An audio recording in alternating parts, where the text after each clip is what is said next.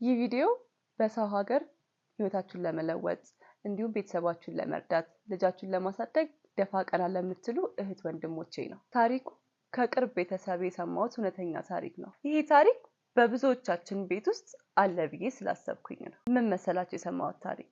አንዲት ምስኪን ሴት ህይወቷን ለመለወጥ እንዲሁም ልጇን ለማሳደግ ልጇን ለወንድሟ አደራ ሰጥታ ወደ አረብ ሀገር ትሄዳለች።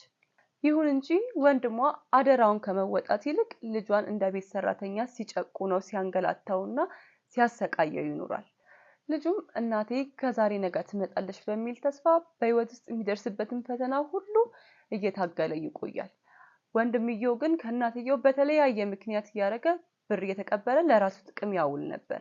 ለልጁ ግን የሚነግረው እናቱ እንደታሰረችና መቼ እንደምትፈታ እንደማያውቅ። ይሄን ያልኳችሁ ይበቃል። እንግዲህ አብዛኞቻችን በጭፍን እምነት ከኋላ ያለውን ነገር ሳናጣራ ዝም ብለን ብራችንን ለምንልክ ሰዎች ማስተማሪያ ይሆናል ብዬ አስባለሁ። ይሄ ታሪክ እንግዲህ በጣም ውስጤን ስለነካውና በብዙዎቻችን ቤት አለ ብዬ ስላሰብኩ ማስተማሪያ ይሆናችሁ ዘንድ በፊልም መልክ ሰርቼ አዘጋጅቼላችኋለሁ።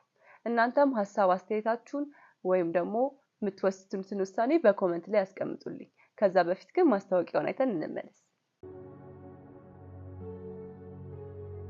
ቁርስ መስራት ይሄን ሁሉ ሰዓት የሚፈጅ ነገር ሆኖ ነው? አሁን ቶሎ በል፣ ክላስ እያረፈደብኝ ነው። ጫማዬ ነው ልብልልኝ። ችግር የለም ልይ። እሺ። አቤት መቅለስ ረሱንማ ትችልበታለህ። በል ቶሎ በል አፍጥነው። ምግቡ ላይ ይሄን ያህል ዘይት የሚጨምረው አላልቅ ብሎ ነው? ከዚህ በኋላ አስተካክላለሁ።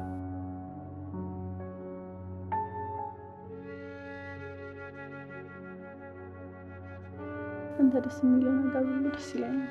አይዞሽ ልይ፣ ሁሉም ነገር ያልፋልሽ። አንቺ መጎዳት የለብሽ። ራሴን ጎድቼ እሱን ባገኘው ነበረ ደስታዬ። አንተ ክፈል እንጂ ዘና ነው የማደርግ። ምን ችግር አለ? አሁንም ትከታተለኛለህ? ስራም ረፍዶብሻል። ግቢ። ሜሉ ወደ ትምህርት ቤት አልሄደችም? አለች። ምን እየሰራች? እየቀጠለኝ ስደርስ የሚጠፋው እኔ እንደ ሌሎቹ ሴቶች ቆንጆና ዘናጭ ስላልሆንኩኝ ነው። ቆይ እኔ ድሃ በመሆኔ ነው እንደዚህ እያደረገብኝ ያለው?